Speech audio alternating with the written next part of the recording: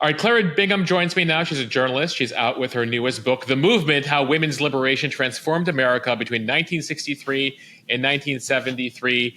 Clara, I have to say, we talk about the tumultuous 60s and 70s, and as we speak here, it feels like, as the old quote goes, history is not repeating itself, but it's rhyming right now. Exactly. It's so true on so many different levels that it makes me dizzy. It makes me dizzy. Right. As journalists, we don't like to be bored, but we also don't like to be so overwhelmed by the news that we can't keep up. Or we can't breathe all the other things required to be a human being. So let's start as we speak here. As we record this, your book is set to come out, and we have a historic moment here, as it appears that we're about to have the second female presidential nominee in American history, the second in 3 cycles here. Your book is all about the women's liberation movement. And to quote Kamala Harris here, the quote that has gone viral here, she didn't just fall out of a coconut tree. She exists in the context of all who came before her. Put her likely nomination here in the larger context of what you wrote about. Now, I thank her so much for that quote, which apparently was what her mother told her.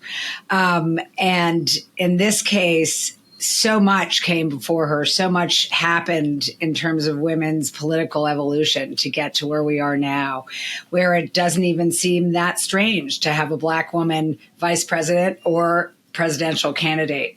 But let me tell you, 50 years ago, it certainly did. And I see the sort of godmother of this moment for Kamala Harris as a woman, amazing woman named Shirley Chisholm, who was the first Black woman to run for president. And that was 1972.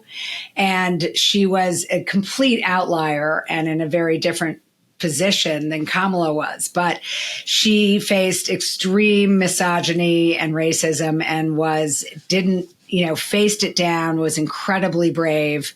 She was the first Black woman member of Congress. She was elected from Brooklyn, not far from where we were both sitting, in 1968, came to the House in 1969, and essentially the House had only 11 female members, and no Black woman had ever been on the floor of the U.S. Congress as a member of Congress.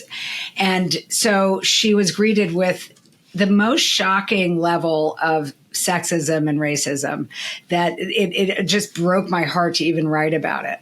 And I tell that story through Shirley Chisholm's point of view. And can you give us a couple examples of what she faced when she made her way to Capitol Hill? Well, when she first got there, she went to the cafeteria, the members only cafeteria, and she got her tray and sat down at a empty table. But no one would join her.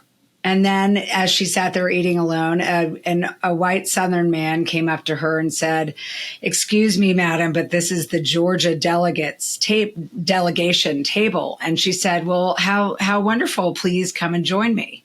And he said, "Well, the New York table is over there." And she looked over there. It was full. And she said, "Well, thank you for letting me know." And he refused to sit with her. And she spent the rest of the meal sitting alone. For some reason, that one really gets me. She's a Democrat. She has several hundred fellow Democrats in the U.S. House with her, and even members of her own party aren't sitting with her. Oh, yeah. I mean, of course, let's remember back then, Democrats were mostly Southern. And so this was just at the beginning of Nixon's Southern strategy, where the Republican Party realized that because of the end of Jim Crow, the end of segregation, they could pick off those yellow dog, racist white Democrats who were really in charge of the Democratic Party at that time. And there was a slow migration that began moving as those Southern Democrats became Republicans. But at that point, the Southern Democrats were the most racist, members of Congress and in the Senate. And many of them switched parties later on.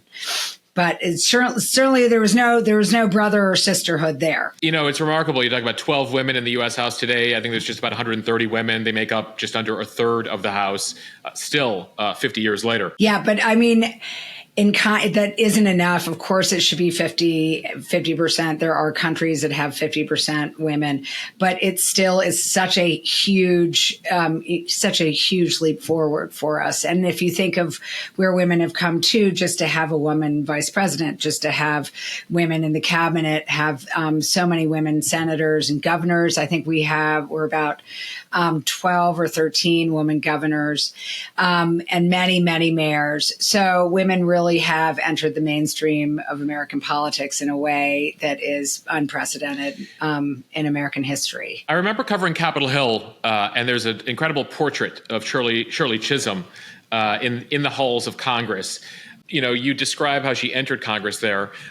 What did she achieve while she was in Congress, and how much did she really break barriers to enable the women leaders and Kamala Harris, et cetera, that we have today? Well, I mean, one of the most important things she did, she fought for a lot of women's issues like universal child care, which passed, but unfortunately Nixon vetoed in 1971. She was always fighting for her district. So poverty issues and welfare rights issues and equity issues were really important to her.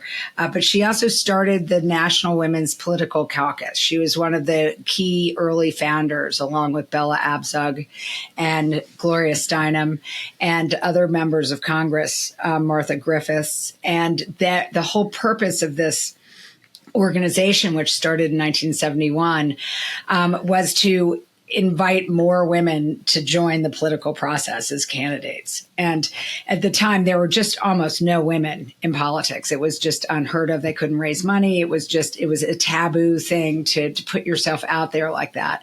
So this organization, which was very geographically, racially, and party diverse. It was bipartisan, because back in 1971, Republicans were not against the ERA. Many of them were pro reproductive rights. They were socially much less conservative than they are now. So there was much more bipartisanship.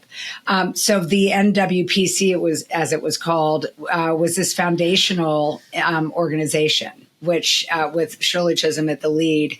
And she always made the point, and at her inaugural speech there and at so many other places, that she suffered from both racism and sexism, and that it was, as this important manifesto that another amazing Black woman wrote in 1968, Double Jeopardy. That she was always dealing with this double jeopardy of being Black and being a woman. And in a way, I feel like for Shirley Chisholm, that made her stronger, because she just was always fighting. You write that she was quoted as saying, of the two handicaps, being Black is much less of a drawback than being female. Yeah, which is interesting. I mean, I wonder if she would say that now, or I wonder, if Kamala Harris would say that now. But then women really were considered second-class citizens. And so were all Black people at the time. I mean, let's not forget, Jim Crow segregation in the South didn't end until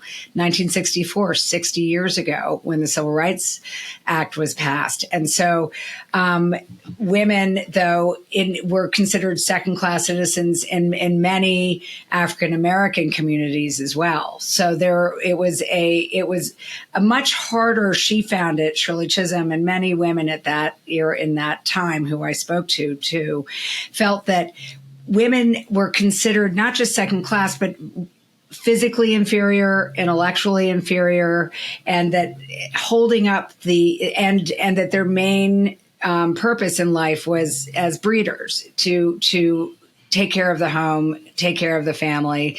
Of course, if you were a Black woman, it also meant take care of someone else's home, along with your own.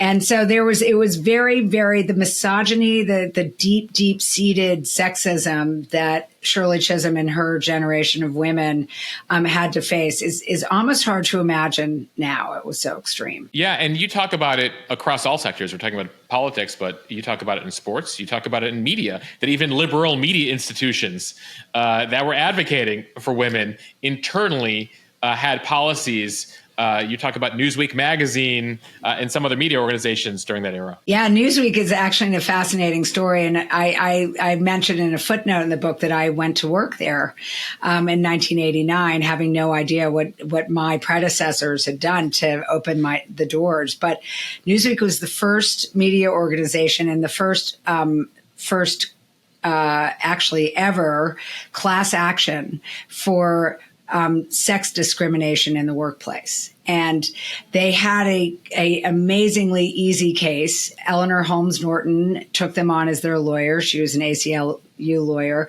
And at Newsweek, women just weren't allowed to write. They weren't allowed to be editors, and they would go to interviews. There's a great story of Nora Ephron going in to have the famous, late great Nora Ephron, going in for her interview at Newsweek. And they said, well, what do you want to do? And she said, I want to be a writer. And they said, well, you can't do that here.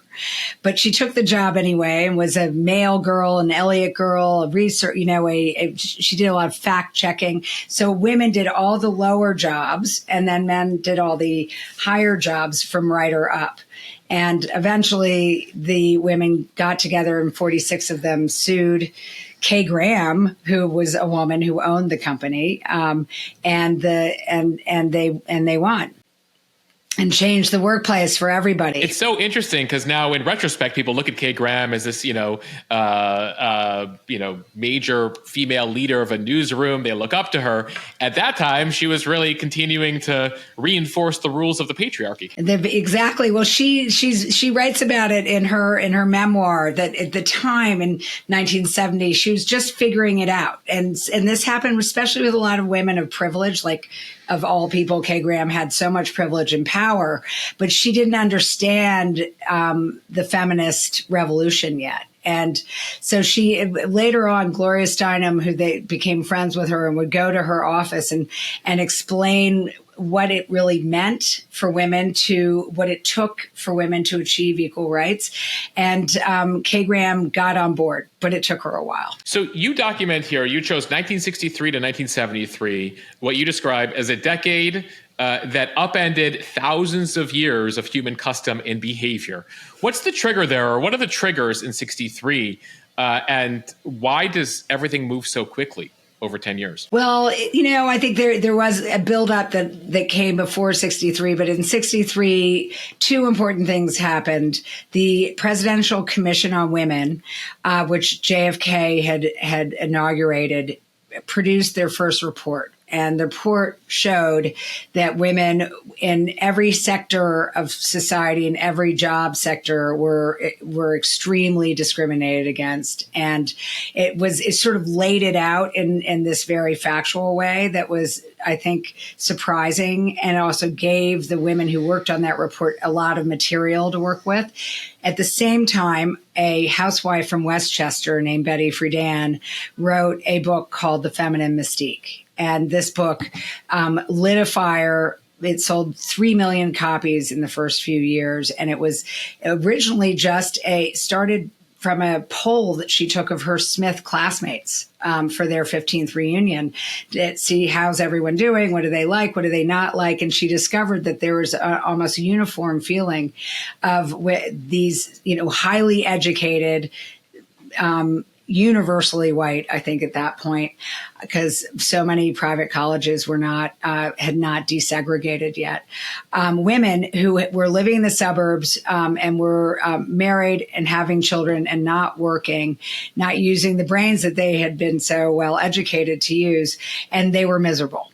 And so this book laid out just basically the survey that Friedan, who was a freelance journalist, had had done, and it lit a fire. So it really was those two things in 1963 started the movement, which slowly percolated really up until the very late 60s. Does she ask questions in that book that were just never asked before, or was it sort of the book met the moment? I think the book met the moment. I think people weren't asking those questions before, and it's also the moment is important to remember because she was the generation, the post World War II generation, and so during World War II, when all the men were off to battle, we had Rosie the Riveter, who was essentially women were being put into male jobs, both blue collar and white collar jobs.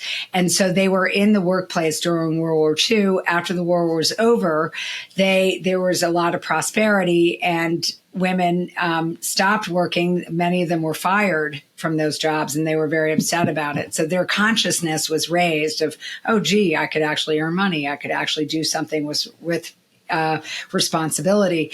And they went home and there was a massive push for white people to move to the suburbs. And at that stage, men were able to earn enough money alone in white middle class families to enable their wives to not work. And so a whole new commercial world that was very much based on advertising for washing machines and other domestic products and beauty products was based around this wealthy new cohort of women who were living in the suburbs and pumping out as many babies as possible.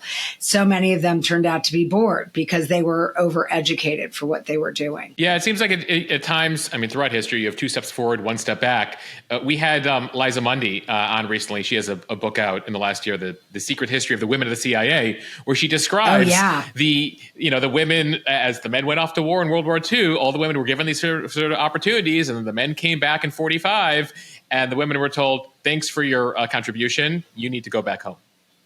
Right. It's not like, oh, you've proven yourself. We know that you're good at this. It was that women don't do jobs like that.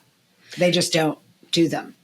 So you interview over 100 people for the book. You weave their perspectives in. The book is very much, it's told through the eyes and the stories of the various individuals. How did you land on the voices and the themes? I mean, taking on a decade of American history feels like a very overwhelming task. So how did you go about this?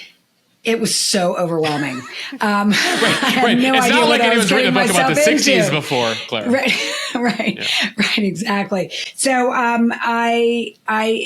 I did two things. I interviewed people, and which was so exciting and amazing. And then a lot of the people who I write about in the book had died, and I spent a lot of time researching and finding their first-person voices because this is an oral history. So it was incredibly important that it came from them, and that it is a book only told by the people who are in the room, not people analyzing people in the room.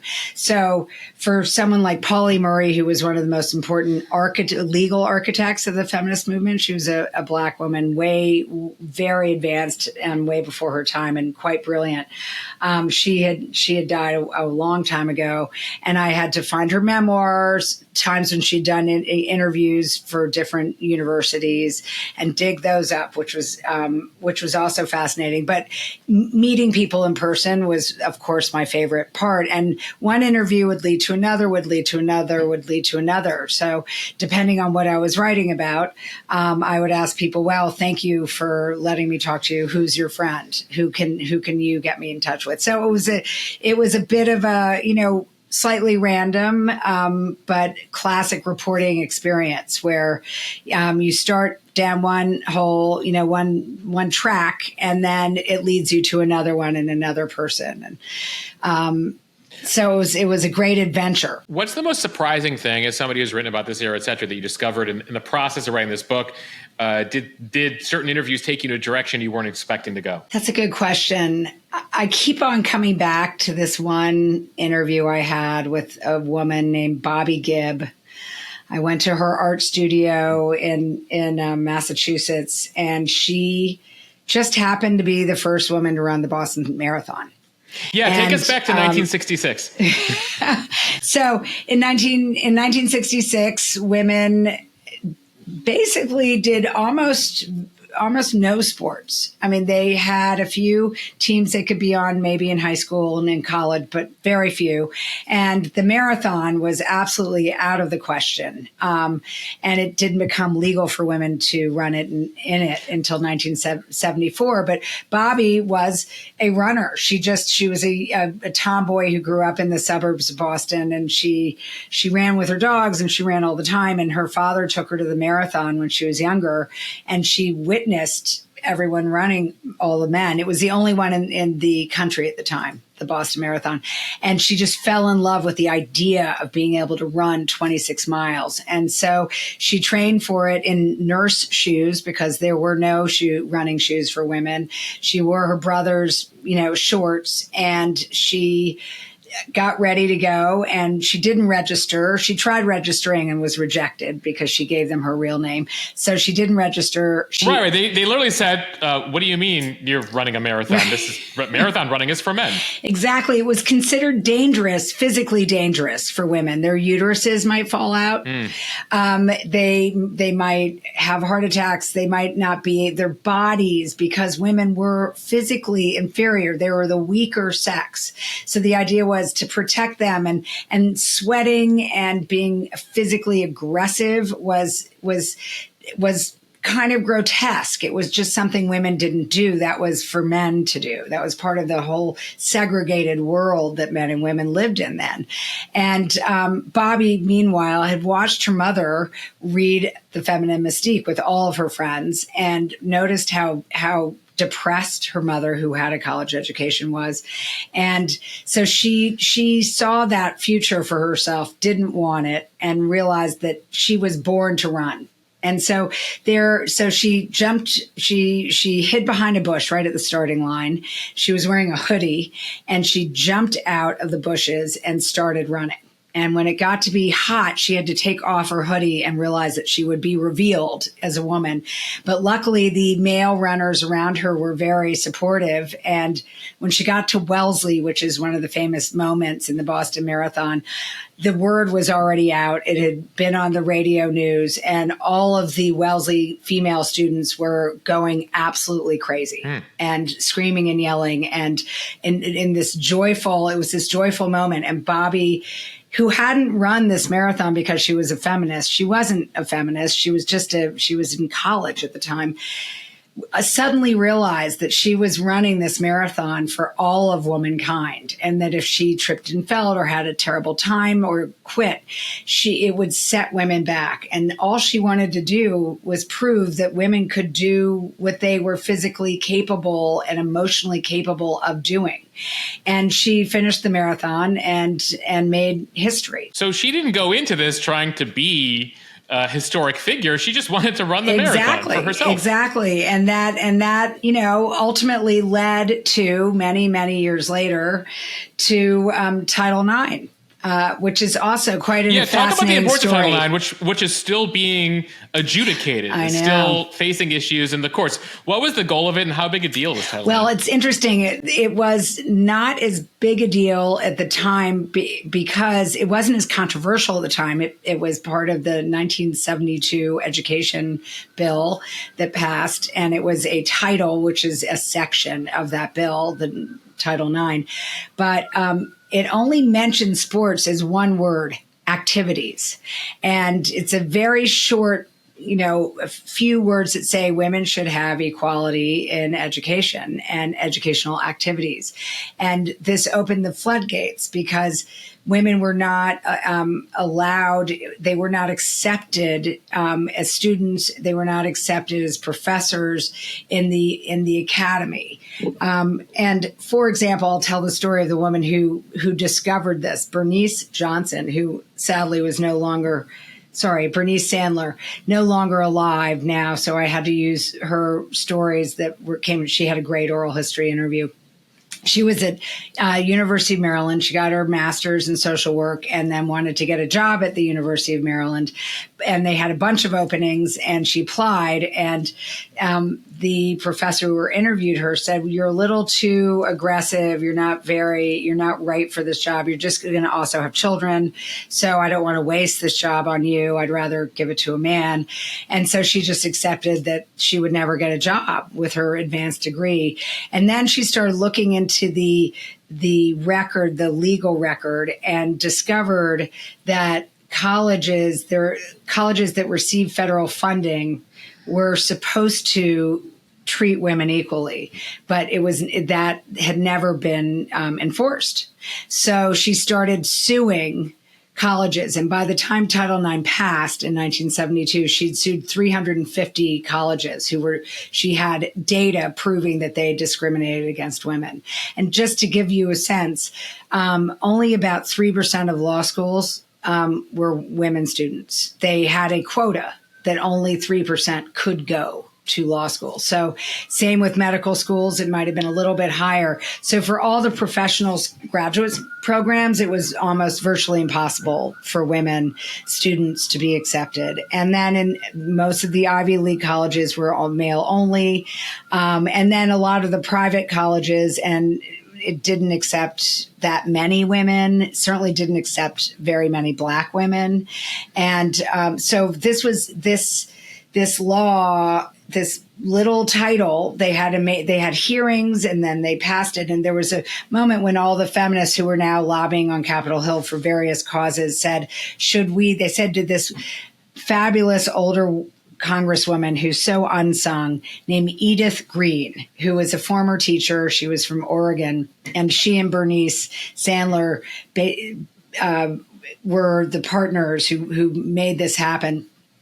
And the women said, "Should we lobby for this?" And Edith Green said, "Absolutely not. I don't want any of you on the Hill. We're going to get this in under the radar. No one's going to even know. No one really knew about the sports part. I mean, they didn't realize that activities necessarily meant sports." So when the bill passed, the educational part opened up pretty quickly, and that was incredibly important. There were also no female tenured professors, very few female professors at all. So women would get their PhDs and never get jobs. But all of a sudden, sports became a new frontier for women. And we now know how important that was. There were no scholarships. Women couldn't get scholarships. I interviewed Donna de Verona, who was a gold medalist in the Olympics in 1960 and 64.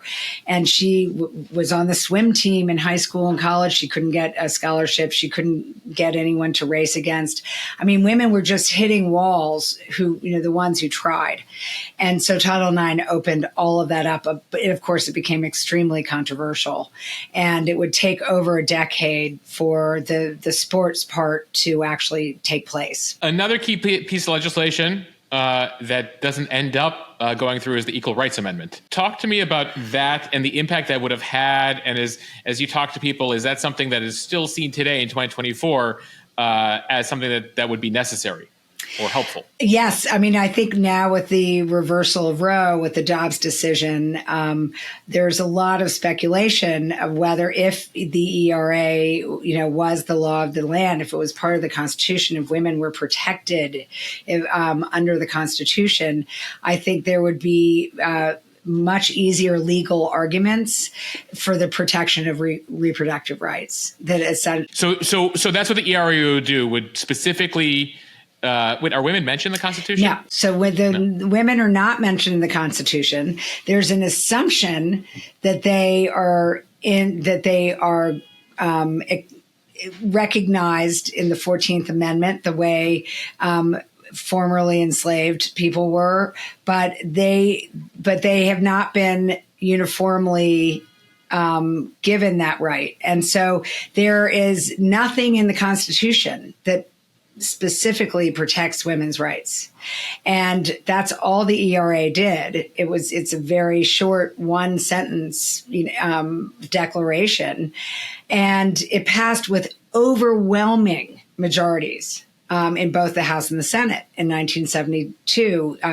Martha Griffiths, a congresswoman from Detroit, who was also a lawyer and a judge, had a huge amount to do with getting it passed in both houses.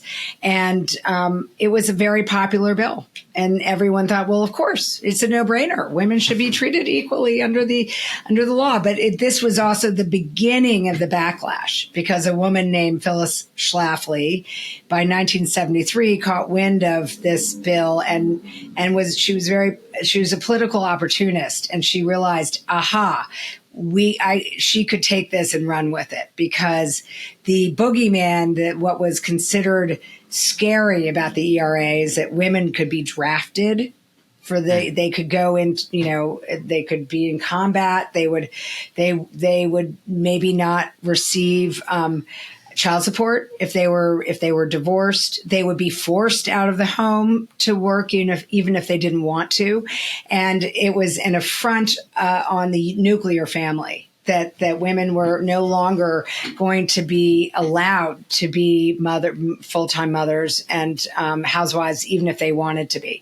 So Phyllis Schlafly ended up by the early 80s successfully killing the ERA, because it had to be ratified in 2/3 of the states. And it was, one of the great massive defeats of the women's liberation movement. But there is some movement now to resurrect it. The question, of course, is would it get the support that it got 40, 50 years ago and be able to get through today, given the politics of today? Exactly. I doubt it certainly wouldn't on Capitol Hill. It's interesting, as you mentioned, that Phyllis Schlafly, another woman, and so you focus on the women who are at the forefront of this movement, but at the same time, there's women on the other side. What were the counter arguments to some of the movement here, the push for various legislation and bills coming from other women? I have to admit, I focused on the movement, and so I didn't interview lots of conservative women. And there were many Republican women, like Jill Ruckelshaus, who I did interview, who were who were feminists and who were for all of these changes at the time. So Phyllis Schlafly was a bit of an outlier in terms of mainstream politics that were going on in Capitol Hill, but she was absolutely a brilliant organizer. And what she did was she was able to connect with the conservative men on the Hill, and there were many of them, especially many older men, who did not want social change. And they were very threatened by the idea of universal childcare, for example, which passed also universally, with large majorities in the House and the Senate. Nixon vetoed it, and it was because he was starting to get the beginnings of the pressure of the backlash. What's the argument against universal health care? The argument is it's communist, that the state shouldn't be raising our children. Mothers should be raising our children, that it will take women out of the home, and that is anti-family, and that we should encourage women to stay at home. That giving women and families money to help raise their kids would then mean that the women go into the workforce and are taking care of the kids. Right. And so basically we need to keep them in the house. Right. And we need men to be the people who are earning a living, not women.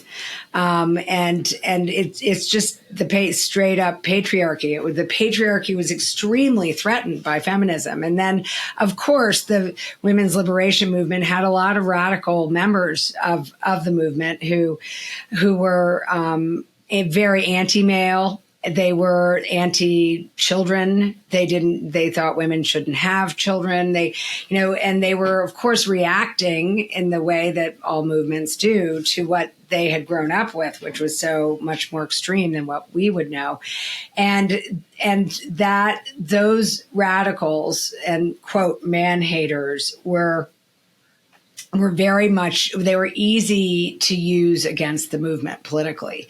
And for example, Betty Friedan, who was, started the National Organization for Women in 1966, and she was messianic. She wanted feminism and women's rights to be a very mainstream across the Midwest, all over America. She wanted this to be a mass movement. And so when lesbians at Now wanted recognition and wanted gay rights to be an important part of Now's agenda, Betty Friedan did not wanted to silence them, and she did for many years. And there was quite an internal war inside Now over should women who were lesbians be able to be out, and be proud and be protected, because many lesbians at the time, for example, who were married and had children and then would get divorced would lose custody of their children if they were gay. Most people were losing their jobs if they came out of the closet. So gay rights was just at the beginning in the early 70s, and Betty was afraid it would turn off Middle America. So Middle America was turned off. So as progressive as some of these people were about change, they actually, we got to slow down a bit. America ain't ready for that. It was her political calculus, and of course, extremely hypocritical. And she ended up, giving up in the end. But she probably was right in many ways. I interviewed this amazing woman, Muriel Fox, who is now 97. I interviewed her about 3 years ago. She was one of the founders of Now. She worked very closely with Betty Friedan, and she admitted to me that she agreed with Betty Friedan at the time because she knew that women's rights, if they were attached to lesbianism, it would just not be accepted by the mainstream. And so she realizes now she was at least morally wrong, but she's not so sure that she was politically wrong. I mean, it's remarkable because as you track stuff through the decades, you still see First Lady Hillary Clinton in the 90s, receiving pushback, and the idea, I'd love to what extent the idea that feminism became partisan here. Yeah. And that had to do with once the 80s hit, Phyllis Schlafly had done her job. And the Republican Party, it was almost the female version of the Southern strategy. And the Republican Party realized that they could attract Christian voters and the Christian right. And at the time in the, earlier in the 70s and in the 60s, Christian voters were not necessarily partisan at all. And so the anti-feminist movement and the backlash helped coalesce a whole new power dynamic for Republicans, and they took advantage of it. But Republicans weren't anti-abortion necessarily at all. And the first time that abortion prohibition was right. Reagan on doesn't actually care about it. When he's governor of California, it's not an issue for Reagan. And it wasn't on the Republican platform until 1980. So it really was in the 80s is when everything changed and women's rights became much more bipartisan, except for with abortion. It's important to remember all during the 80s, there were many Democrats on the Hill who were Catholic and from urban areas. Right, exactly. And they were on the record all during the 80s. They were voting, against a lot of abortion right things like the Hyde Amendment, which passed in I'm not sure, sometime in the 80s, which meant that you couldn't have federal funding for abortions. So Democrats were anti-choice, as we used to say then, but no longer. Now it's just absolutely straight up. While we talk about that, we talk about the sports revolution, the various sectors, the sexual revolution is huge here. We're talking about everything from birth control to various equality. Talk to me about that and what you discovered through some of the people who are at the forefront of that. Well, it's important to remember this is all happening during the height of the counterculture.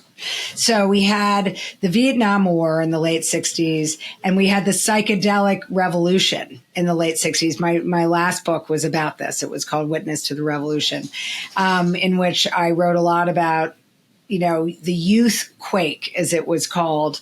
And Woodstock was in August of 69. The hippie counterculture, which was also rebelling against the 50s, the same thing that the feminists were rebelling against, which was the social conservatism of the 50s, was in full swing. And although the birth control pill was legalized in 1960, it wasn't accessible for most women. In fact, you couldn't get it until the late 60s if you were not married. So there was a sexual revolution was going on. A doctor wouldn't prescribe you the birth control pill unless you had a marriage license. Right, or a wedding ring. So everyone had fake wedding rings and would go into doctors to try to get the pill. So the only option really were diaphragms, which were quite faulty at the time. But meanwhile, the sexual revolution was going on and everyone was loving the one they were with. And it was the beginning of new sexual freedoms for the younger generation. So women were getting pregnant constantly. And that of course led to the abortion crisis, which we can talk about later. But in terms of women's health and sexuality, it was also this amazing moment of women learning about their bodies. And this was another one of the more surprising things. I did not realize how kind of generally ignorant most women were about their sexuality, their ability to have orgasms, their access to birth control, how they got pregnant. And so I interviewed the founders of Our Bodies, Ourselves, which is a now still iconic book, which came out in 1970. And it shocked a nation. It like the Feminine Mystique, it went viral. It sold millions of copies. And all it was a book that explained women's bodies. And it had illustrations. And it was started by a group of young feminists who were curious, because let's remember 98% of all doctors were men. All the OBs and gynecologists were men.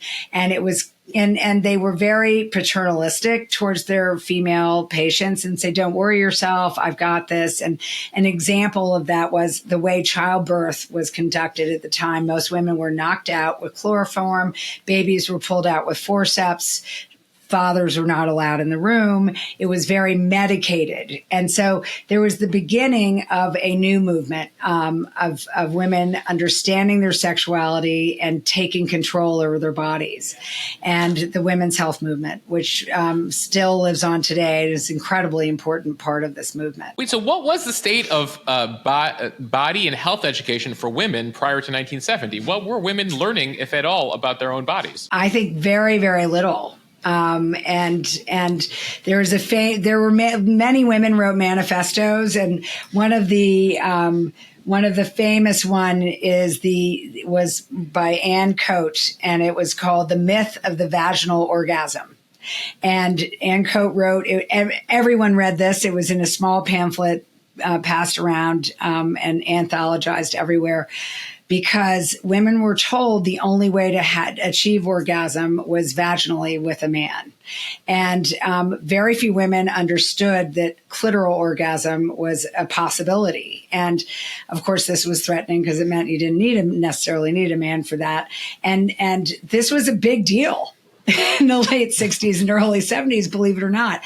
So there was just a bizarre ignorance that a lot of it was because women were so shut out. They were shut out of the medical world. The Our Bodies, Ourselves women, many of them were faculty wives at MIT and Harvard. They were up in Cambridge, Mass. And they would go into the medical libraries to try to learn everything and then write their chapters on different parts of women's health based on all the medical journals they could get access to. So there was just a general ignorance that women had about their bodies, and boy, did that change. Yeah, wow. You just teased in the previous answer the abortion crisis coming out of the sexual revolution.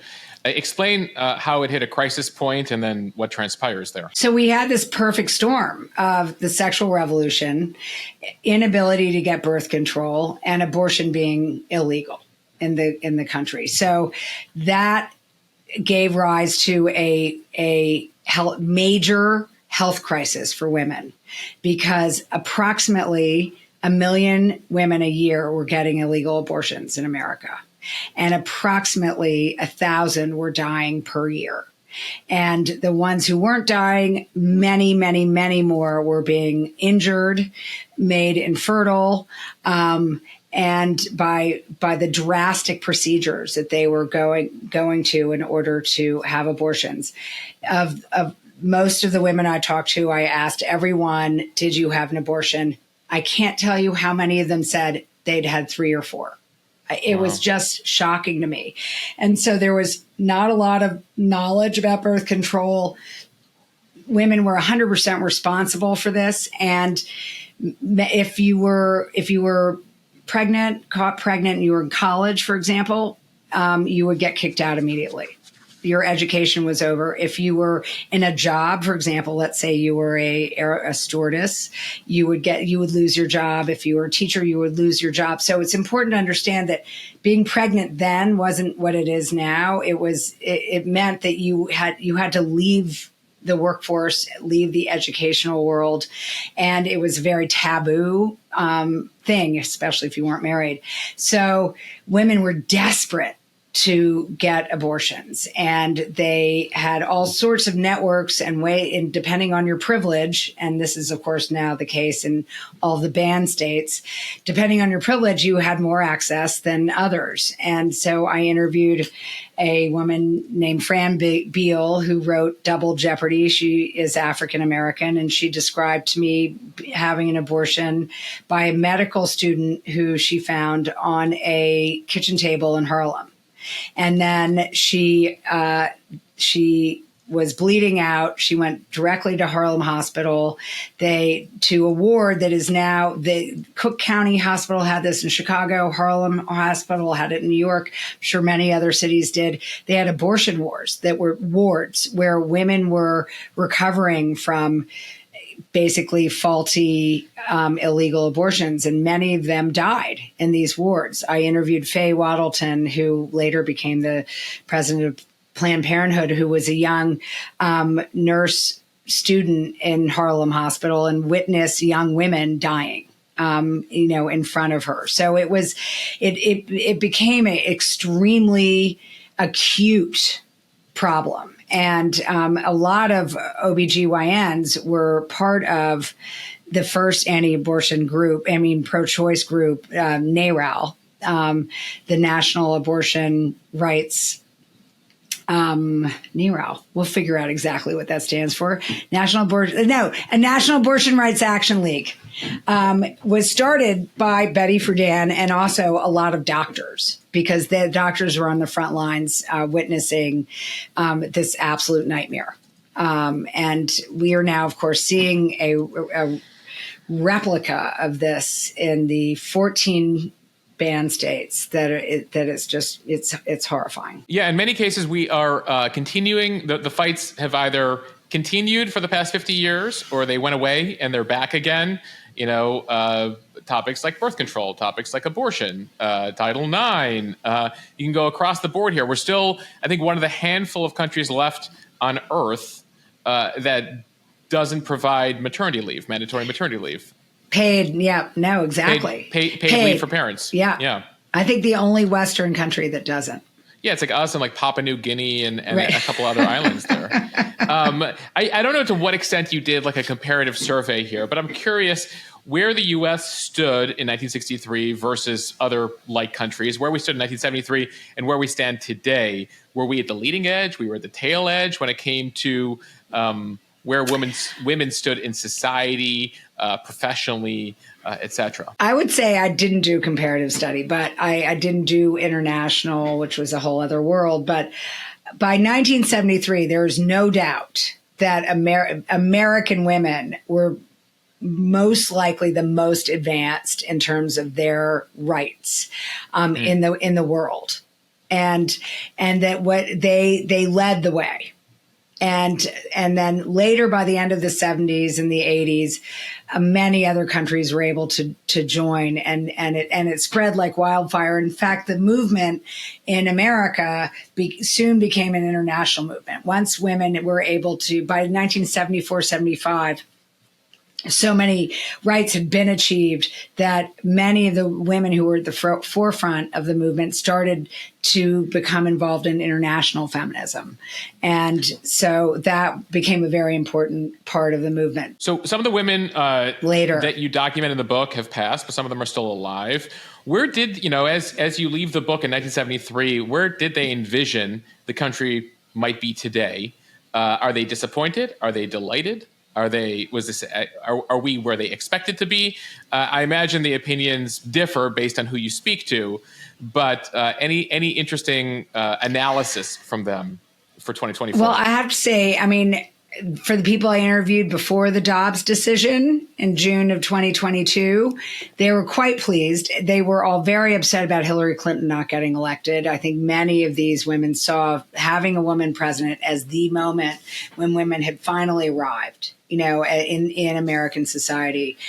So that was a devastating blow in 2016. But then at least women had achieved so much besides that, the pinnacle of power until 2022, until June of 2022. And although none of us should have been surprised by Dobbs, and there had been so many examples of states shutting down abortion rights leading up to Dobbs, it still came as a shock to so many women I interviewed. And they were just a stunningly disappointing, upsetting turn of events. And it really was a moment where history just repeated itself, as if the misogyny that they had fought so hard against had just gone into hiding. And then it reared its head in a way that they had not expected. So, though beyond Dobbs, when you look at society across the board, in terms of where women stood in the 1970s, where they stand today. So right now, just looking at the numbers, 10% of Fortune 500 CEOs, about 50 out of the 500 CEOs are women. So still a lot of work to be done there. Congress is about a third. Supreme Court, 4 of the 9 justices are now women, 3 liberals, 1 conservative. A majority of college students, of higher education students, to the point where some colleges are actually worried, are having a difficult time finding men for higher education. So certainly a mixed bag of success, but also a lot of work that still needs to be done. Right. I mean, the glass ceiling essentially has broken through. And women have achieved power in a way, and acceptance as equals in a way they never have before. And it's amazing, except for there is still the very important thing, which is women have children. People have children, women have children, and that is, and because we don't have universal childcare, because we don't have the support that is really required for women to be able to, mothers to be able to enter the workplace, I think that is one of the main things that has kept, for example, women's numbers down in very high levels of business and politics, because of course those jobs require a lot of time, and it's very hard to have a work-life balance in them. But I feel like the other answer is men kicking in more, and fathers playing a bigger role, and women will really never get ahead in any kind of real equal way until fathers start to participate more in childcare. And that seems to, anecdotally at least, be happening now. And many more. I will say, as the father of a 10-month-old daughter, she just turned 10 months. Congratulations. Thank you. It's incredible. And also as a man with a daughter, our first child is a girl. It's one of those things many men don't think about until they're like, well, what is the world going to be like for my daughter? And how do I ensure that she has as much as opportunity as anybody else? What barriers still exist for her? Exactly. Hello. Welcome to our world. You just joined it. Well, I will say you give it thought in leadership roles, etc. But it really hits home when it's your daughter, right? I love that. Your child. Yep. And are you spending time taking care of her? Yes, bedtime, bath time, morning time. I mean, trying to balance out both the professional but also the personal. I will say my wife is incredible and does the vast majority of the caretaking and the meal prep and all those variety of things. And I try to do as much as I can. Well, good for you. Keep on trying. I'll have you talk to my wife Alex in the future, Okay, and she good. can give you the scorecard, Claire. Anything else you take away from this experience, or anything you want to leave behind for the listeners here about the lessons of that era as we enter a cycle here where we potentially could again have the first female president in the coming months, which again puts us way behind a lot of countries, Pakistan, Yes. Israel. I mean, you're talking about nearly 100 countries on earth have had a female leader at this juncture. Italy, even. Correct. Yeah. Countries, I mean, look, just south of the border, who's about to be inaugurated this fall, Mexico, a very machismo culture in Mexico. And very Catholic. Claudia Sheinbaum is set to be the first female leader there. Where we go from here, and what you heard from some of these pioneering women about what they think the next major battle is, or battles are. Well, I think absolutely there's no doubt that abortion is a fundamentally important battle, and that women cannot have equal rights unless they have rights over their body. And the banned states are what I'm now calling Jane Crow states, as opposed to Jim Crow, which was the racial segregation that took place before 1964. It's Jane Crow and in so many Midwestern, Western, and Southern states where women do not have basic human rights anymore. And so it's an existential human rights fight that is taking place. And I think it's also radicalized a lot of younger women who may have been more complacent about all of this change. And I think it actually puts into context how important understanding what it was like before. And that this is not the first time. This is not our first rodeo. And looking at the women, the pioneers in my book, and seeing how they did what they did, which is they organized and they were full-time, many of them full-time activists who broke down barriers that were socially uncomfortable and were not something that women necessarily wanted to do. It was they were weird. Many of them were considered weird. The point is that now women have to step out of their comfort zone in order to protect their rights for the first time in 50 years. And meanwhile, we're on the brink of possibly having a woman president who will be able to lead the way. And that is ultimately where we need to go, to have women in power in places where they can affect legislative and social change.